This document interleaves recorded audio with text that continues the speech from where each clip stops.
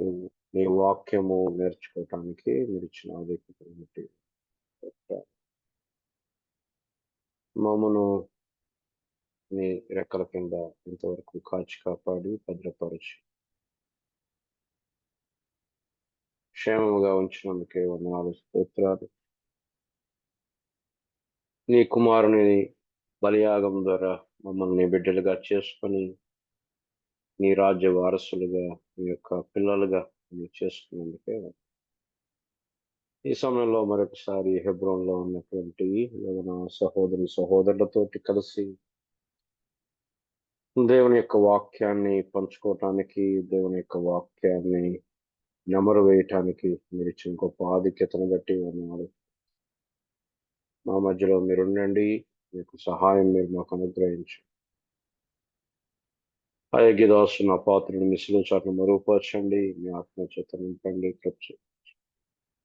బలపరచమని యేసు ప్రభు నామమున ప్రార్థించి అడిగి వెళ్తున్నాము తండ్రి. రండి దేవుని యొక్క వాక్యంలోకి. గత వారంలో హెబ్రీ పత్రిక 11వ అధ్యాయంలో విశ్వాసము అంటే ఏంటో మనం చూసాం. హెబ్రీ పత్రిక 11వ అధ్యాయం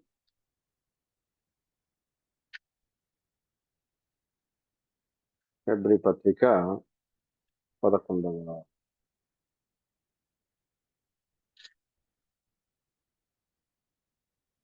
5-6 వచనాలు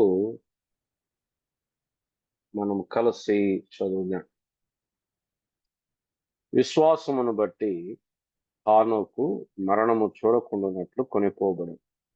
అతడు కొనిపోబడక మునుపు దేవునికి ఇష్టడైనని సాక్ష్యం. కాగా దేవుడు అతని కొనిపోయాను గనుక అతడు కనపడలేదు. విశ్వాసము లేకుండా దేవునికి ఇష్టడైనట అసాధ్యం. దేవుని యొద్దకు వచ్చాడు ఆయన ఉన్నాడనియు తను వెదకు వారికి ఫలము దయచేయువాడనియు నమ్మవలెను గదు.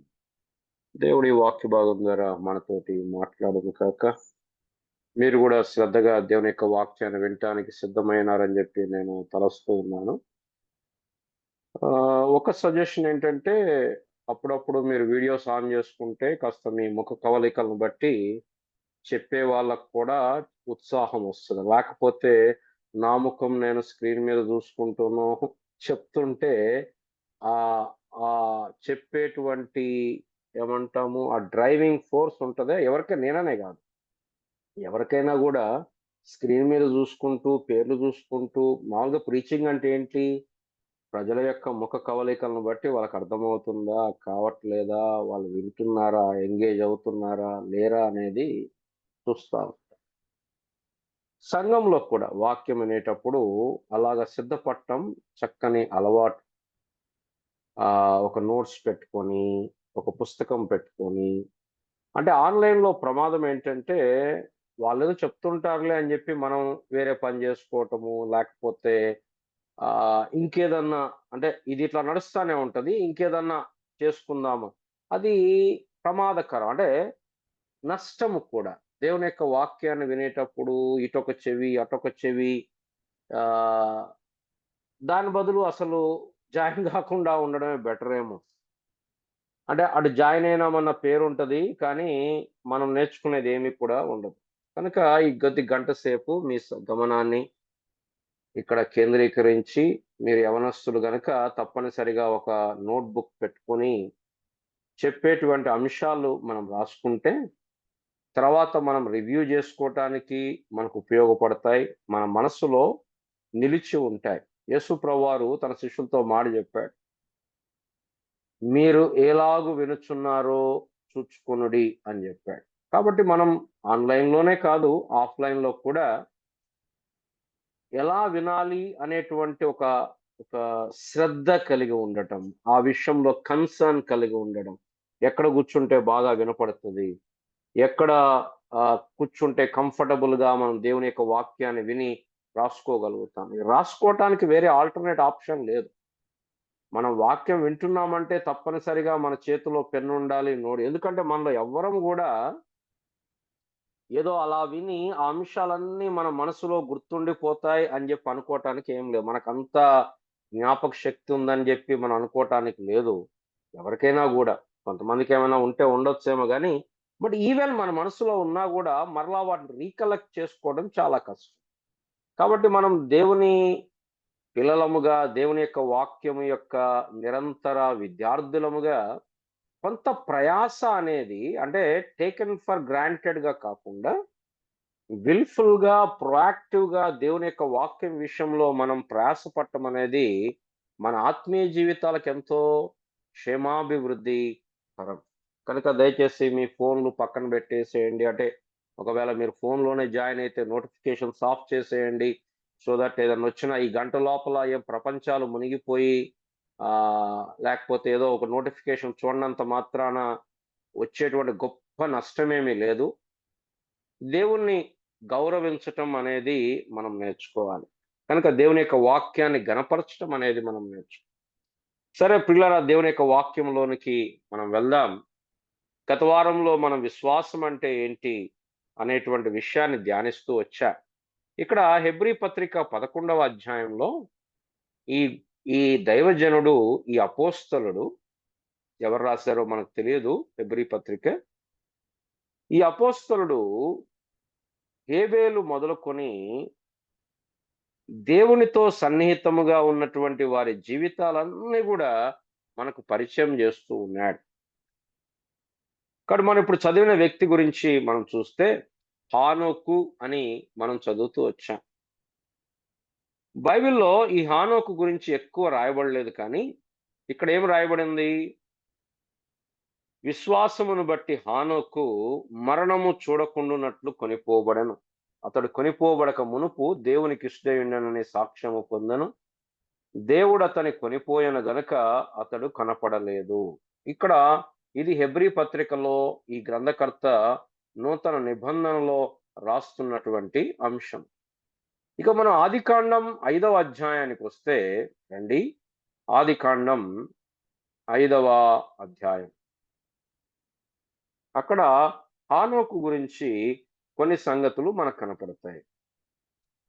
5వ అధ్యాయం 21 నుండి 24 వచనాలు చదువుతారా ఎవరైనా? హానోకు హ్మ్. 65 ఏండ్ల బ్రతికి మెతూషెలను కనెను. హానోకు మెతూషెలను కనిన తరువాత 300 ఏండ్లు దేవునితో నడుచుచు కుమారులను కుమార్తెలను కనెను. హానోకు దినములన్నీయు 365 ఏండ్లు. హానోకు దేవునితో నడిచిన తరువాత దేవుడు అతన్ని తీసుకొని పోయాను కనుక అతడు లేకపోయాను. చదవనన్నా? హానోకు గురించి మనం చదువుతున్నటువంటి విషయాల్లో ఆదికాండంలో ఇక్కడ గూడా ఒక విషయాన్ని ఎంఫసిస్ చేశారు. ఏంటంటే హానోకు మరణము చూడకుండా దేవుని చేత కొనిపోబడ్డాడు. బైబిల్‌లో అనేక మంది దేవుని పిల్లలు కనపడుతున్నప్పటికీ, ఈ మరణం చూడకుండా కొనిపోబడినటువంటి వ్యక్తులు కేవలం ఇద్దరు మాత్రమే మనకు కనపడతారు. ఒక వ్యక్తి హానోకు, రెండో వ్యక్తి ఎవరమ్మా?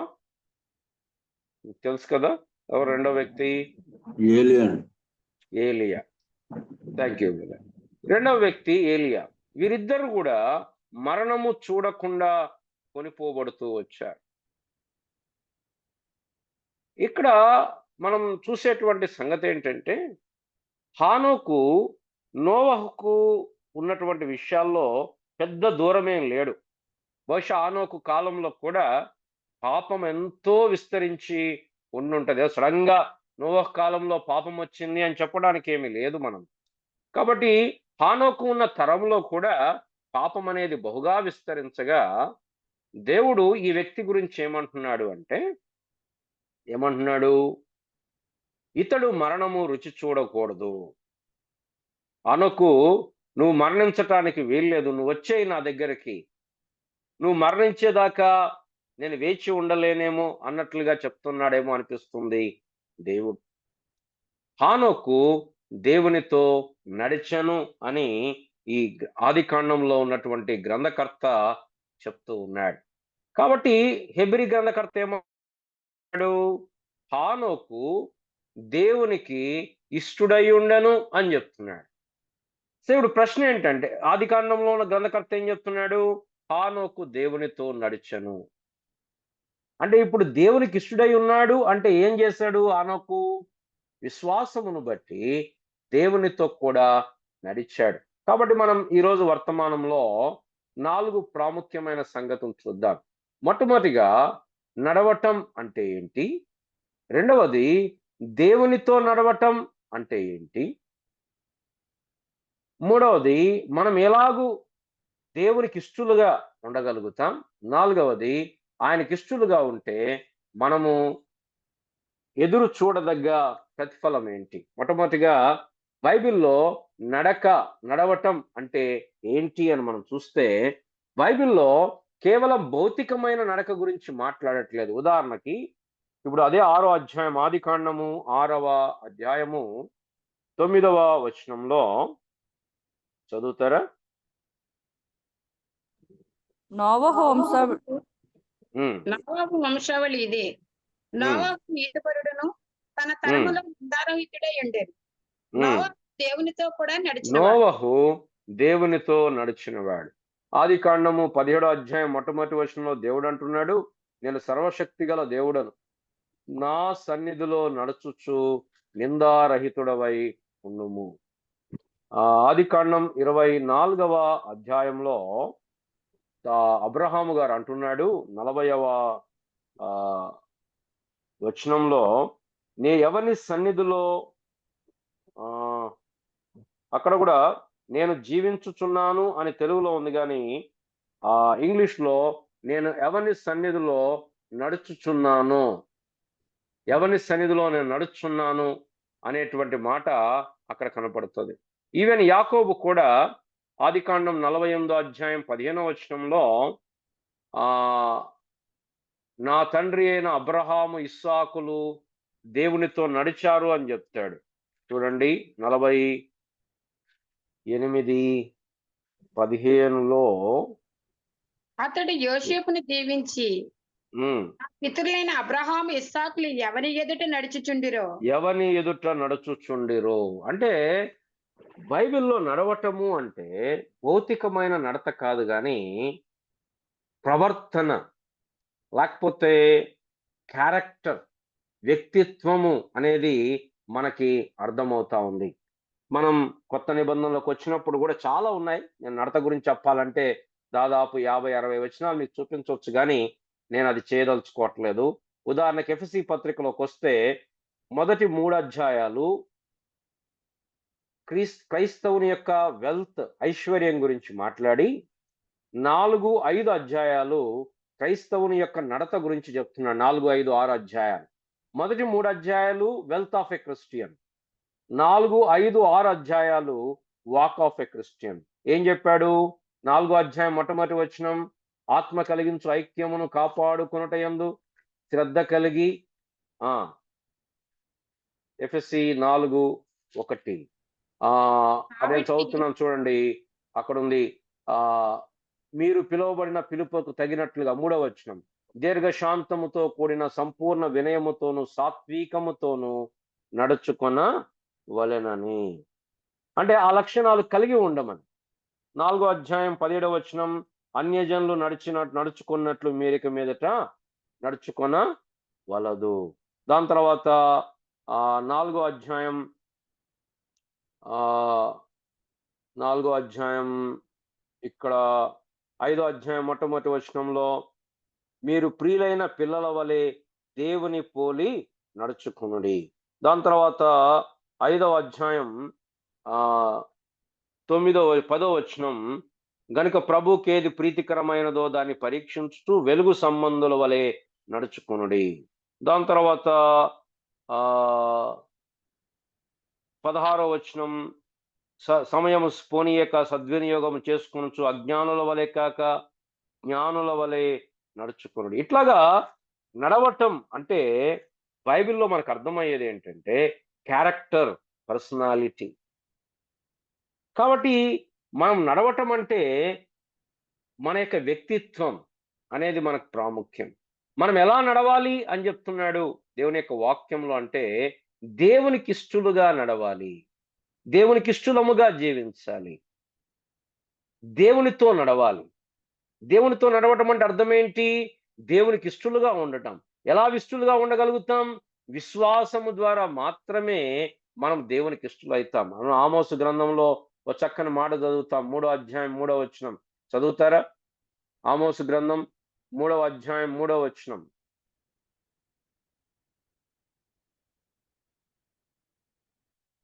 తీసారా? ఆమోసు గ్రంథం 3వ అధ్యాయం 3వ వచనం. సమ్మతింపకుండా సమ్మతింపకుండా ఇద్దరు ఇద్దరు కూడి నడుచురా. కూడి నడుతురా. చాలమ్మా. అంటే ఒక ఇద్దరు కలిసి నడవాలి అంటే ఇద్దరు సమ్మతించాలి. ఇప్పుడు చాలా మంది వాకింగ్‌కి వెళ్తుంటారు. వాకింగ్‌కి వెళ్ళినప్పుడు కొంతమంది ఫ్రెండ్స్ అయితే కలిసి వాకింగ్ చేస్తారు. అంటే ఏంటి? వాళ్ళ టాపిక్స్, వాళ్ళు మాట్లాడుకునే టాపిక్స్ సేమ్ గావాలి. వాళ్ళ యొక్క ఆలోచనలు, వాళ్ళ దృక్పథాలు సేమ్ గావాలి. అలాగా మనం దేవునితో నడవాలంటే దేవునితో సమ్మతించాలి. ఇంకో మాటలో చెప్పాలంటే మొట్టమొదటిగా దేవుని యందు విశ్వాసం ఉంచాలి. రక్షణ పొందకుండా, మారు మనసు పొందకుండా, విశ్వాసం అంటే ఏంటి? ఆయన మన కొరకు చనిపోయాడు, సమాధి చేయబడ్డాడు, తిరిగి లేచాడు. మన వల్ల రక్షణ అసాధ్యము. కనుక దేవుడు మాత్రమే మనల్ని రక్షిస్తాడు. యేసు ప్రభువారి యొక్క శిలువ కార్యమందు విశ్వాసం ఉంచడం తప్ప దేవుని దగ్గరకు వెళ్ళటానికి వేరొక దారి లేదు అనే విషయాన్ని మనం ఎరిగి విశ్వసిస్తే దేవునితో పాటు మన నడక ఆరంభమవుతుంది. చాలా మంది రక్షణ పొందకుండానే, మారు మనసు పొందకుండానే, పాప క్షమాపణ లేకుండానే, నిత్య జీవం యొక్క నిరీక్షణ, నిత్య జీవం యొక్క నిశ్చయత లేకుండా వాళ్ళు అనుకుంటున్నారు మేము క్రైస్తవులం, మేము మందిరానికి వెళ్తున్నాం, లేకపోతే మేము దేవుని సేవ చేస్తున్నాం, దేవుని మందిరంలో పనిచేస్తున్నాం అనుకుంటున్నాం. విశ్వాసము లేకుండా దేవునికి ఇష్టడై ఉండుట అసాధ్య. ఫస్ట్ స్టెప్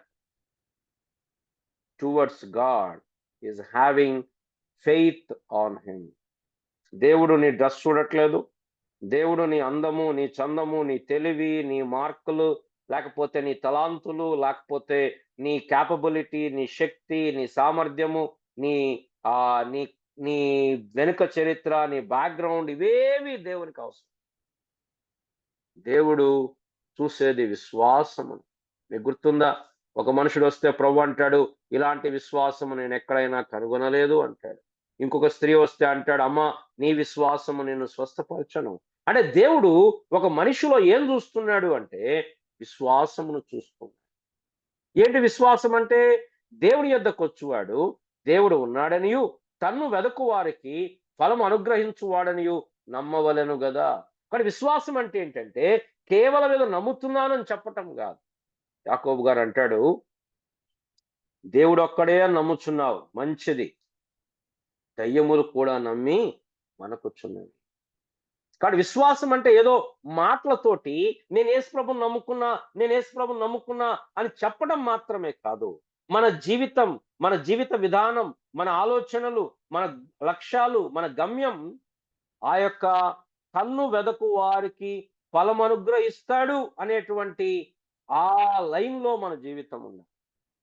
ఈ విశ్వాస వీరుల జాబితా అంతా అదే. హేబేలు విశ్వాసము చేత శ్రేష్టమైన బలి అర్పించాడు. హానోకు విశ్వాసము చేత దేవునితో నడిచాడు. నోవహు విశ్వాసము కలిగి ఉన్నాడు కాబట్టే అంతవరకు చూడని సంగతుల గురించి హెచ్చరించబడి, వర్షము గురించి, తుఫాను గురించి, ఆ యొక్క జలధారల గురించి హెచ్చరించబడి తన ఇంటి వారి రక్షణ కొరకు ఓడ సిద్ధం.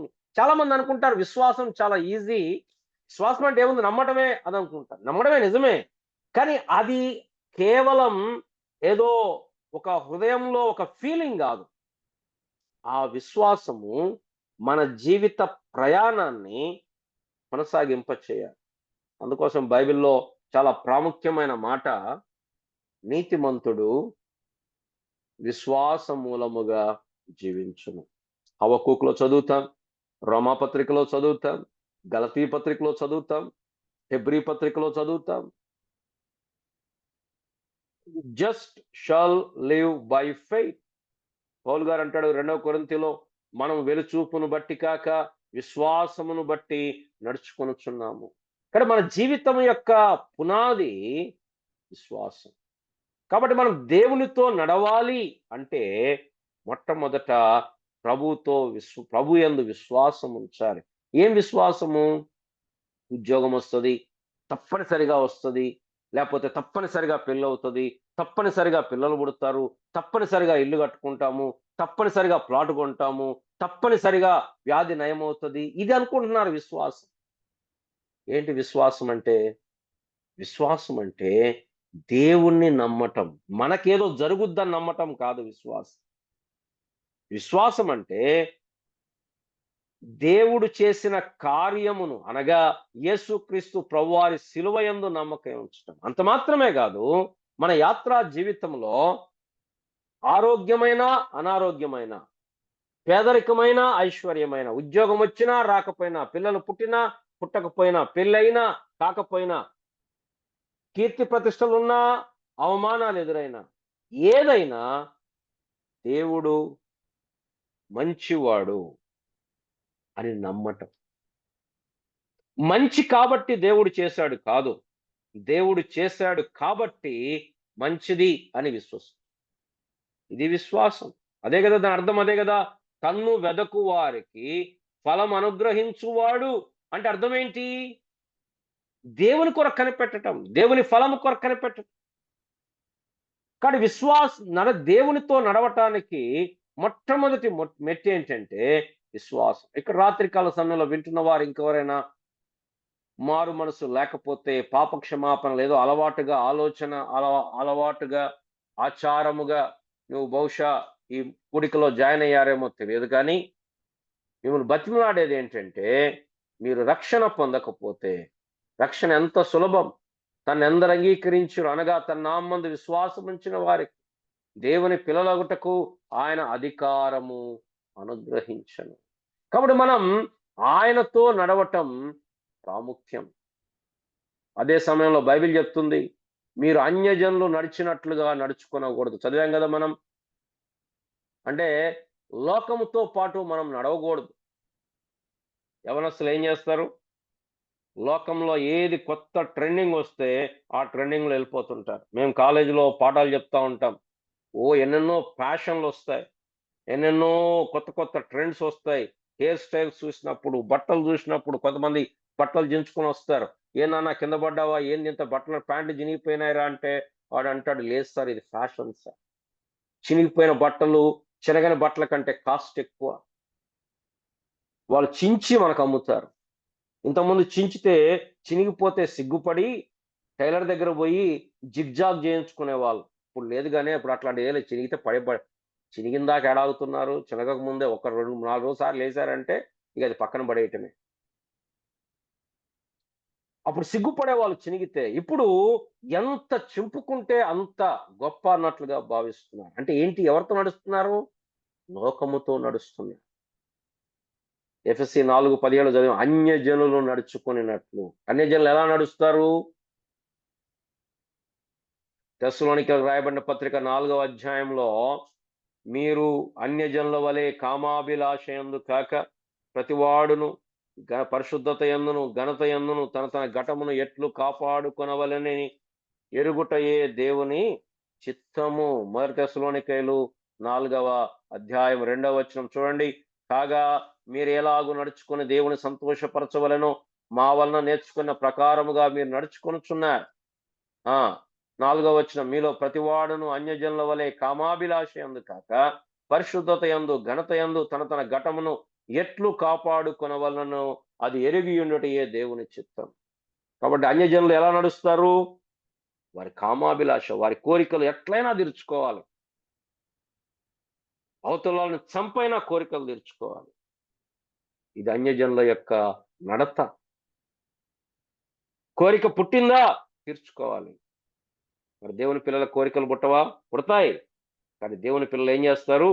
శరీరము చేత, ఆత్మ చేత శరీర క్రియలను చంపాలి. అంతేకాదు యేసు ప్రభు చెప్పాడు, ఏమి తిందుము అని మీ దేహమును గూర్చైనను, ఏమి త్రాగుదుము, ఏమి ధరించుకుందుమో అని మీ దేహమును గూర్చైనను, ఏవి తిందుమో త్రాగుదుమో మీ ప్రాణమును గూర్చిన ఆలోచన చేసుకున్నప్పుడు అన్యజనులు వీటి విషయమై విచారింతురు. అన్యజనుల నడకేంటి? పొద్దున లేచామా, ఏం తిందాం, ఏం తాగుదాం, ఏం కట్టుకుందాం. ఒక ఇద్దరు అన్యజనులు కూర్చుంటే ఏం మాట్లాడుకుంటారు? మీరెంత సంపాదించారు, మీ జీతం ఎంత, మీరు ఎన్ని ఇల్లులు కొన్నారు, మీకెంత బంగారం ఉంది, మీకెన్ని ఆస్తులు ఉన్నాయి. ఇది అన్యజనుల యొక్క ఆలోచన. మనం వారితో పాటు పరిగెత్తకూడదు, వారితో కూడా నడవకూడదు. ఆ ఆలోచన మనకు ఉండకూడదు. నేను చెప్పటం కాదు, చూడండి మొదటి పేతురులో పేతురు గారు రాసుకున్నాడు. అన్యజనుల నడత ఎట్లుంటుందో చెప్తున్నాను. దేవునితో నడవడానికి ముందు మనం అన్యజనులాగా నడవద్దు అని దేవుని యొక్క వాక్యం చెప్తుండగా, అన్యజనులు ఎలాగ నడుస్తారో మొట్టమొదటి ఏం చెప్పాము? అన్యజనులు కామాభిలాష యందు నడుస్తారు.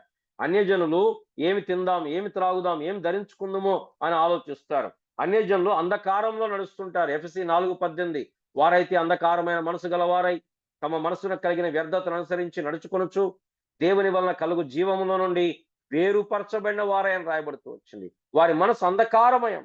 సరే, మొదటి పేతురు 4వ అధ్యాయంలో ఇక్కడ పేతురు గారు రాస్తున్నాడు అన్యజనుల గురించి.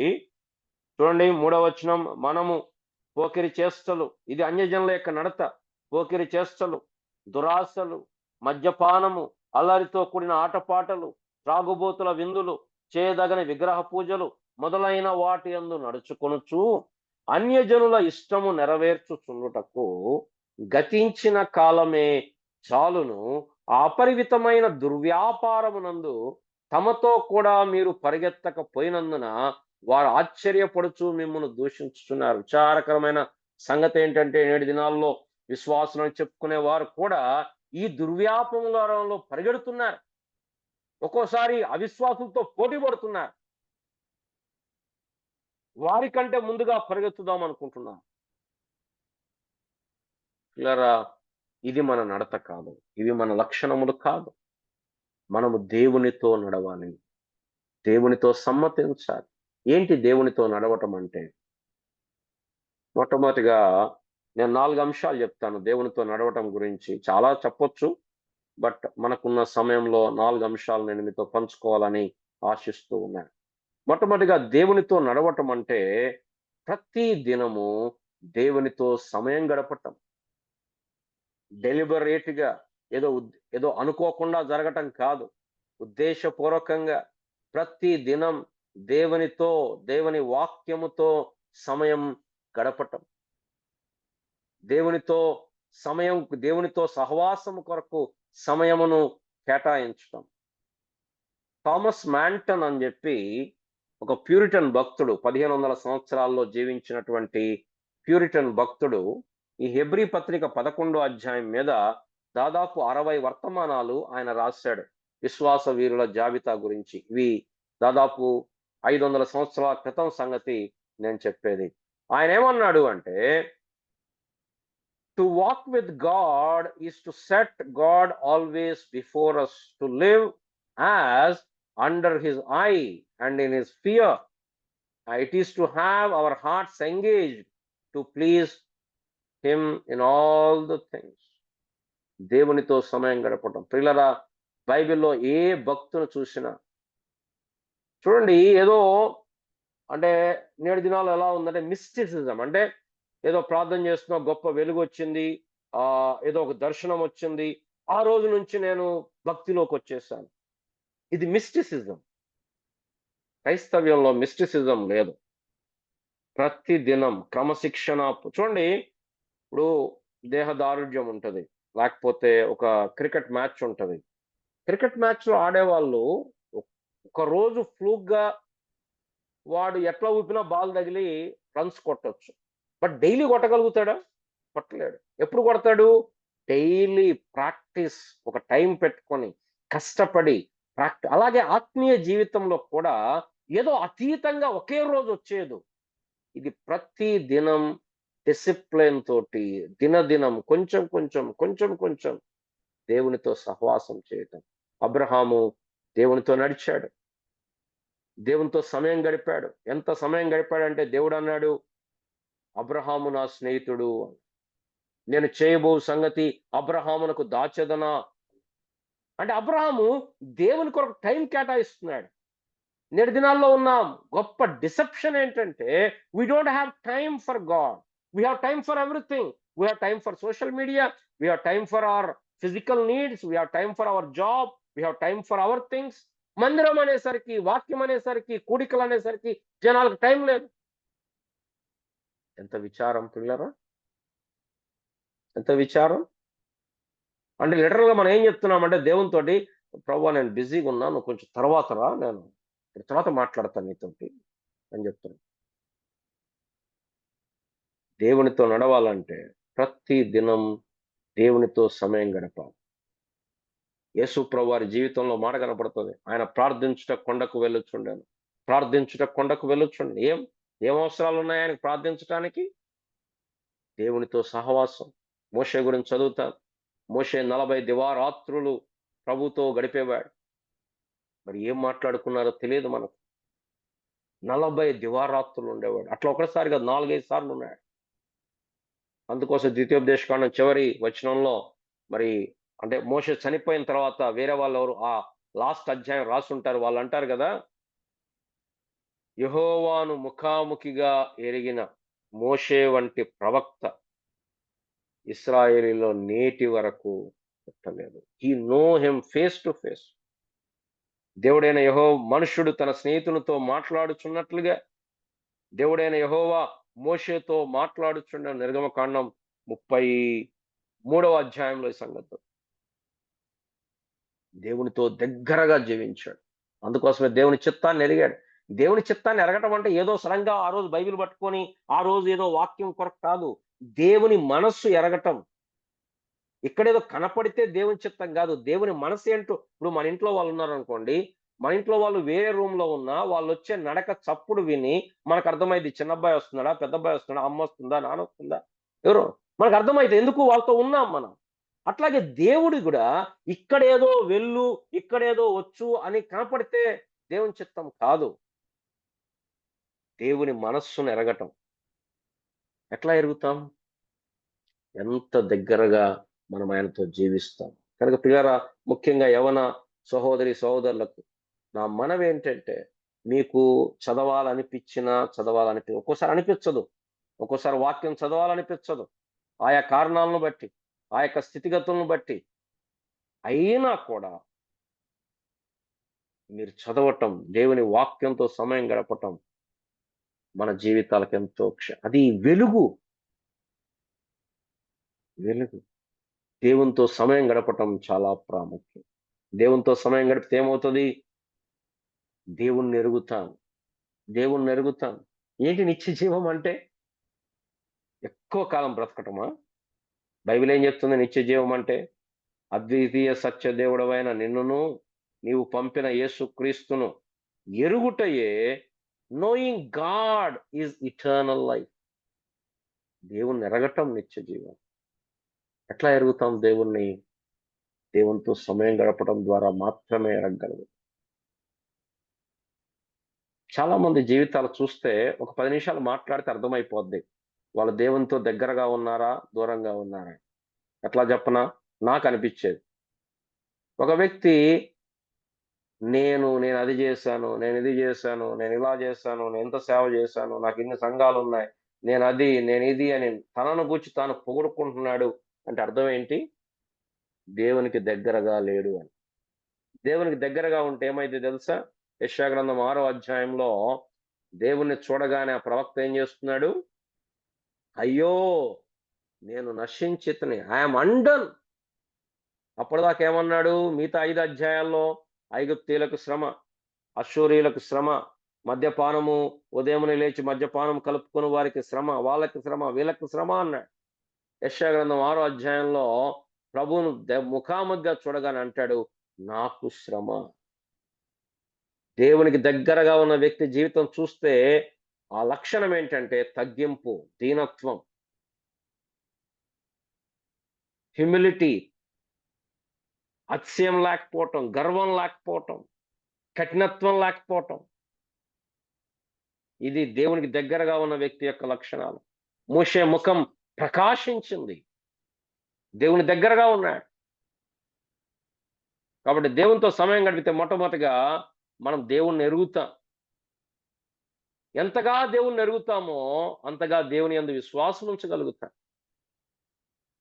ఉదాహరణకు అబ్రహాము తన సొంత కుమారుణ్ణి బలిపీఠం మీద పెట్టాడు. ఎలా పెట్టగలిగాడు? హెబ్రీ గ్రంథకర్త అంటాడు, మృతులను సైతము లేపుటకు దేవుడు శక్తిమంతుడని ఎంచి అబ్రహాము తన కుమారుని అర్పించను. అంటే అబ్రహాం ఎరిగాడు, ఏమెరిగాడు? దేవుడు మృతులను సైతము లేపుటకు శక్తిమంతుడు అని.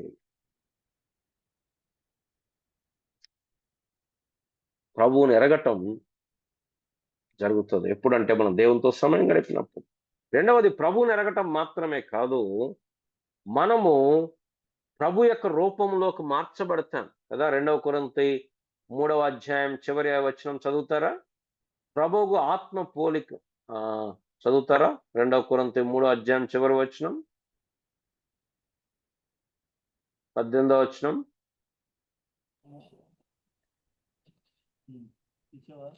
మనమందరము ముసుగులేని ముఖముతో ప్రభు యొక్క మహిమను అద్దము వలె ప్రతిఫలింపచేయచ్చు, మహిమ నుండి అధిక మహిమను పొందొచ్చు. ప్రభువు ఆత్మ చేత ఆ పోలికగానే మార్చబడుచున్నాము. ఆ పోలికగానే మార్చబడుచున్నాము.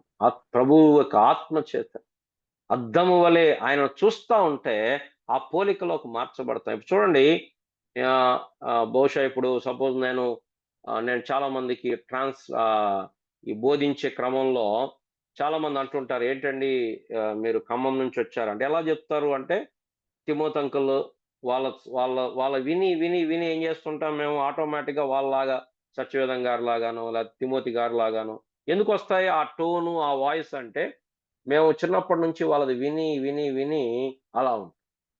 ఎందుకు? వాళ్ళు చూశాం. అట్లాగే మనం ప్రభువును చూస్తూ ఉంటే ఆటోమేటిక్గా ప్రభువుని ఇమిటేట్ చేస్తాం.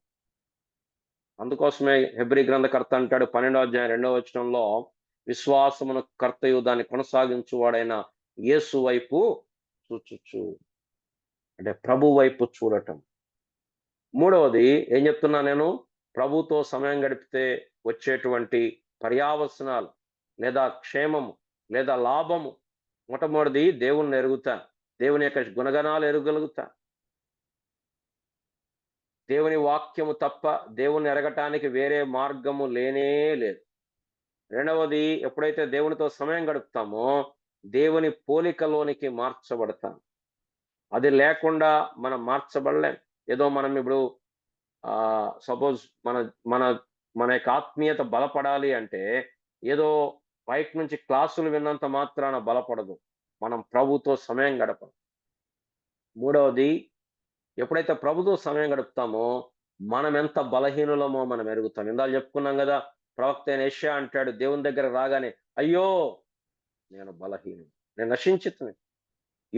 యోబు గ్రంథంలో మనం చదువుతాం, యోబు అంటాడు, దేవునితో సవాల్ చేశాడు, రమ్మను దేవునితో నేను మాట్లాడతాను. ఏంటి అసలు నాకు ఈ శ్రమలేంటి, నాకు ఈ కష్టం ఏంటి, నేనేం తప్పు చేశానని దేవుడు నన్ను ఎంత శ్రమపరుస్తున్నాడు, నేనేం అన్యాయం చేశాను, నేను చేసిన మంచి పనులు తెలుసా? ఫస్ట్లో అన్నాడు యెహోవా ఇచ్చాను యెహోవా తీసుకుని అన్నాడు, కానీ ఆ స్నేహితులు చుట్టూ ఉండి గుచ్చుతున్నారు.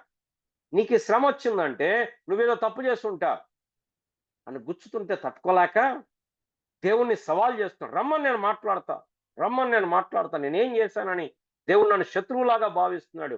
బొండలో నా కాలు చిక్కించుకున్నాడు, నేను అంత వ్యాజ్యమాడతాను, ఇది నా చేవరాలు, సర్వశక్తుని మీద నేను రాసిన సాక్ష్యం, రమ్మని ఆయన్ని. దేవుడు దిగొచ్చాడు, దిగొచ్చి యోబు మాట్లాడు. దేవుడు దిగొచ్చి ఏం చెప్పాలా? యోబు, సారీ అమ్మా, మేమిద్దరం పందెం వేసుకున్నాం, పొరపాటు అయిపోయింది, సర్లే ఏం కాదులే నీకు డబుల్ ఇస్తానులే అని చెప్పాలి కదా దేవుడు. దేవుడు అసలు ఏం చెప్పలే, ఎందుకు శ్రమలు వచ్చాయి చెప్పలా, ఏం జరిగిందో బ్యాక్గ్రౌండ్ చెప్పలా. ఏం చెప్పాడు దేవుడు వచ్చి, యోబు నువ్వు నీతిమంతుడు అని చూపించుకోవటానికి నా న్యాయాన్ని తప్పడతావా? నీకు తెలుసా నా గురించి? నేను చేసిన ఆకాశం చూడు, నేను చేసిన మేఘాలు చూడు, నేను దాచించిన వడగళ్ళు చూడు, నా న్యాయాన్ని తప్పడతావా నువ్వు అని దేవుడు మాట్లాడుతుంటే యోబు అంటాడు, నేను నీచుడను, ఒక మారు మాట్లాడితే ఇక నేను నోరెత్తను, నోటి మీద నోలేసుకుని, నోటి మీద వేలు వేసుకుని. ఎప్పుడు? దేవునికి దగ్గరగా వచ్చిన. దేవుని దూరంగా ఉన్నప్పుడు ఏమన్నాడు? రమ్మని నేను మాట్లాడతా. అసలు ఏమనుకుంటున్నాడు దేవుడు? చాలా మంది దేవుని ప్రశ్నిస్తుంటారు. దేవుడు ఎందుకు ఇలా చేశాడు? ఎందుకు ఇన్ని కష్టాలు ఇచ్చాడు మాకు? ఎందుకు ఇంత ఇంత ఇంత కఠినమా? ఇన్ని కష్టాలా? వామ్మో, మేము తట్టుకోలేకపోతున్నాం. దేవుణ్ణి ప్రశ్నిస్తారు, దేవుని సవాల్ చేస్తారు, దేవుని మీద అలుగుతారు కొంతమంది. మేము మందిరానికి రాం, మేము బైబిల్ చదవం. ఇవన్నీ దేవునికి దగ్గరగా లేని వారి లక్షణాలు. దేవునికి దగ్గరగా ఉన్న వారి లక్షణాలు ఏంటి? తగ్గించుకోవటం, దీనులం కావటం. ఎందుకు? దేవునికి దగ్గరగా వెళ్తున్న కొలది మనం ఎంత బలహీనులమో అర్థమవుతుంది. సాధారణంగా మన మీద మనకున్న ఒపీనియన్ ఏంటంటే, ప్రపంచంలో ఏ తప్పు చేయని వాళ్ళు ఎవరైనా ఉన్నారంటే మనమే. వేరే వాళ్ళు చేస్తేనేమో తప్పది, మనం చేస్తే పొరపాటు. మనకంటే ఎక్కువ డబ్బులు ఖర్చు పెడితే వ్యర్థం చేస్తున్నారు, వేస్ట్ ఖర్చులు. మనకంటే తక్కువ ఖర్చు పెడితే పిస్తున్నారు. మనం డ్రైవింగ్ చేస్తున్నాం, మనకంటే స్పీడ్ పోతే ర్యాష్ డ్రైవింగ్, మనకంటే స్పీడ్ తక్కువ పోతే వాడు డ్రైవింగ్ రాదు. అంటే ఇక ప్రపంచంలో మనమే స్టాండర్డ్. ఇక దేవుడు చేసిన సృష్టి అంతట్లో మనలాంటోడు ఇంకొకడు లేడు. ఇది మన మీద మనకున్నటువంటి ఒక స్టాండర్డ్ అభిప్రాయం. కానీ ఎప్పుడైతే దేవుని దగ్గరకు వస్తామో ఇదంతా బద్దలైతుంది. నేను, నా అభిప్రాయం, నా మాట లెక్క పెట్టట్లేదు, నేను చెప్పినా వినట్లేదు. ఈ ఈగోలు ఇవన్నీ ఎప్పుడు పోతాయంటే దేవునికి ఎంత సన్నిహితంగా మనం వెళ్తామో అప్పుడు ఇవన్నీ బద్దలవుతాయి. అంతేకాదు, దేవునితో సమయం గడిపితే మనం ఆత్మీయంగా బలపడతాం, పోషించబడతాం, ఆత్మీయంగా వెచ్చ చేయబడతాం, ఆత్మీయంగా రిజువనేట్ అవుతాం. ఒక ఎంత కాస్ట్లీ సెల్ ఫోన్ అయినా సరే డైలీ ఛార్జింగ్ పెడితేనే నడుస్తుంది. నేను ఐఫోన్ కొన్నానండి 1,50,000 పెట్టి అని చెప్పి ఛార్జింగ్ లేకపోతే దానివల్ల ఉపయోగం లేదు. అట్లాగే మనము ప్రతి దినము దేవునితో గడపకపోతే మన జీవితాల్లో ఆత్మీయంగా మనం ఎదగలేం. కాబట్టి దేవునితో నడవటం అంటే మొట్టమొదటిగా దేవునితో సమయం గడపటం. రెండవది, దేవునితో నడవటం అంటే దేవుని యొక్క మనస్సుతో ఏకీభవించటం. అంటే దేవుడు ప్రేమించేదాన్ని ప్రేమించటం, దేవుడు ద్వేషించేదాన్ని ద్వేషించటం. జేసీ రైల్ గారు అని చెప్పి ఆయన కూడా 1500 నుంచి 1700 మధ్యలో గొప్ప దైవజనుడు. ఆయన హోలీనెస్, పరిశుద్ధత అనే పుస్తకం రాశారు. దాంట్లో పరిశుద్ధత గురించి ఒక 2 లైన్ల డెఫినేషన్ రాశాడు. Holiness is the habit of being one mind with God.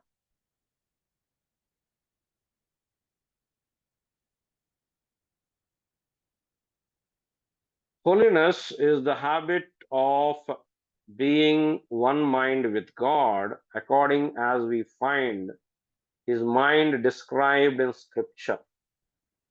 It is the habit of agreeing in God's judgment, hating what he hates, loving what he loves, and measuring everything in this world by the standard of his word. ఇది పరిశుద్ధత యొక్క definition. దేవుడు ఆయన ఇచ్చింది. దేవుడు ప్రేమించిన వాటిని, అదేమి అంటే అది బైబిల్లో లేదని కాదు, బైబిల్లో ఉంది. ఎక్కడుంది? ఫినెహాసు గురించి మాట్లాడేటప్పుడు సంఖ్యాకాండంలో అక్కడ ఒకడు పాపం చేస్తుంటే ఫినెహాసు వెళ్ళి పొడుస్తాడు. పొడిస్తే మనలాంటి ఉంటే నరహత్య చేయకూడదు అనేవాళ్ళమేమో. కానీ దేవుడు అంటాడు, నేను సహించలేని దాన్ని అతడు సహించలేదు, నేను ఓర్వలేని దాన్ని అతడు ఓర్వలేదు. కాబట్టి పరిశుద్ధత అంటే ఏంటంటే మన మీద చేయటం కాదు, ముందు దేవుడు ప్రేమించిన వాటిని ప్రేమించి, దేవుడు ద్వేషించిన వాటిని ద్వేషిస్తూ, ప్రతి విషయాన్ని కూడా దేవుని వాక్యము యొక్క కోణములోంచి చూడటం, అంటే దేవుని దృక్పథంలోంచి చూడటం. ఇది ప్రభుతో నడవటం అంటే. చాలాసార్లు మనం ఏం చూస్తామంటే ప్రతి దాన్ని మన దృష్టిలో చూస్తాం. అంటే అసలు ఇక దేవుడు ఉంది మన కొరకే, మనం దేవుని కొరకు కాదు. దేవుడుంది ఎంతసేపు మన ఆలోచనలని, మన కష్టాలు, మన శ్రమలు, మన ఇబ్బందులు, అంటే ఇక దేవుడికి మనం తప్ప వేరే ప్రపంచం లేదు అన్నట్లుగా మనం, అంటే మనకు శ్రమ పోతే దేవుడు బాగా పనిచేస్తున్నట్టు, మన శ్రమ పోకపోతే దేవుడు సరిగా ఇది మానవ దృక్పథం. దేవునితో ఏకీభవించటం. నేను ఇక్కడితో ఆఫ్ చేస్తాను. మరలా దేవుని చిత్తమైతే వచ్చే వారాల్లో ఇంకా మిగిలినటువంటి సంగతులు, దేవునితో ఎలా నడవాలి అనేటువంటి సంగతుల గురించి మనం ధ్యానం చేస్తాం. మరొకసారి పునరావలోకనం చేసుకుంటే ప్రియులారా, హానోకు దేవునితో నడిచాడు. దేవునితో నడవటం అంటే మనం 2 విషయాలు చూసాం. మొట్టమొదటిది, ప్రతి దినం దేవునితో సహవాసము కలిగి ఉండడం.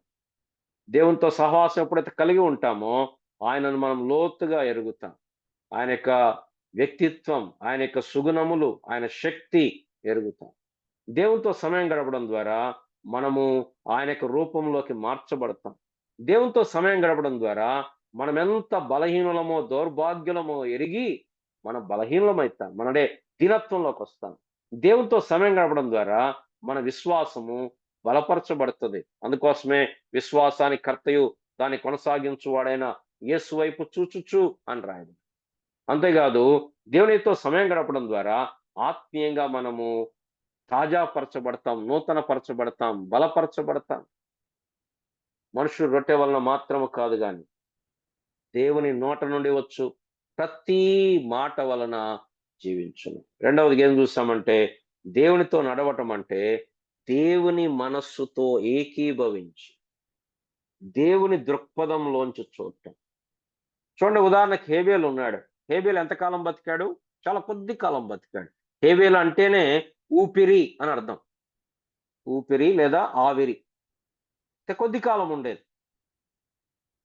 ఒకవేళ మనలాంటోడు కనుక చూస్తే, ఏమి హేబేలు జీవితం, అబ్బా దేవుని నమ్ముకున్నాడు, కొందరు చచ్చిపోయాడు, ఆ దేవుని నమ్ముకొని కయ్యనేమో ఇంతకాలం బతికాడు. అది మానవ సంబంధమైన దృష్టి. దైవ సంబంధమైన దృష్టిలో అతడు మృతి పొందియు మాట్లాడుచున్నాడు. కాబట్టి మనం ఏ దృష్టిలో చూడాలా? దేవుని దృష్టిలో చూడాలి. మానవ దృష్టిలో విలువైన ఏంటి? బాహ్య రూపాలు, ఆస్తులు. ఇప్పుడు మన సహవాసాల్లో ఎక్కడ చూసినా ఆస్తుల గురించి, ఆ భూముల గురించి కొట్టుకుంటా ఉన్నారు. అవి విలువైనవి అనుకుంటారు. వాటి కొరకు పోరాడుతున్నారు, వాటి కొరకు ఫైటింగులు చేస్తున్నారు, వాటి కొరకు ఆయుధాలను వదులుకుంటున్నారు. ఇది మానవ దృక్పథం. మనుషుల దృష్టిలో ఘనముగా ఎంచబడినది, యెహోవా దృష్టిలో నీచముగా ఎంచబడి. మనుషులు పైరూపం లక్ష్య పెట్టుదురు గాని దేవుడైన యెహోవా హృదయమును లక్ష్య పెట్టు. దేవుడు ఎలా చూస్తాడో, అంటే దేవుడు ఎలా చూస్తాడో మనం అలా చూడగలిగితే మనం దేవునితో నడిచినట్లే. అంటే ఏవి విలువైనవి, ఏవి విలువ కాని. బైబిల్ ఏం చెప్తుంది? దృశ్యమైనవి నిత్యములు, అదృశ్యమైనవి నిత్యములు, దృశ్యమైనవి అనిత్యములు. విశ్వాసం అంటే అదృశ్యమైనవి ఉన్నవని చూడటం. కాబట్టి దేవునితో అంటే అర్థం ఏంటి?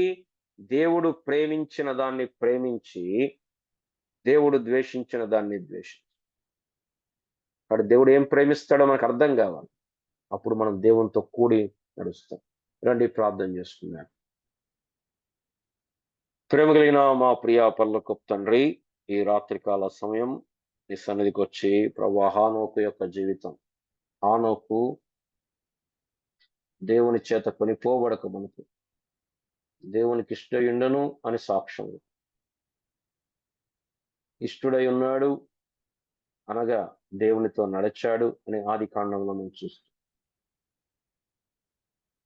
విశ్వాసముంచుట, దేవునికి ఇష్టయుండుట, దేవునితో నడవటం, ఈ మూడు కూడా ఈక్వివలెంట్ పదాలుగా నేను చూస్తూ వచ్చి మా జీవితంలో ప్రభువా, మేము నీకు ఇష్టలముగా జీవించడానికి కృప చూపించు.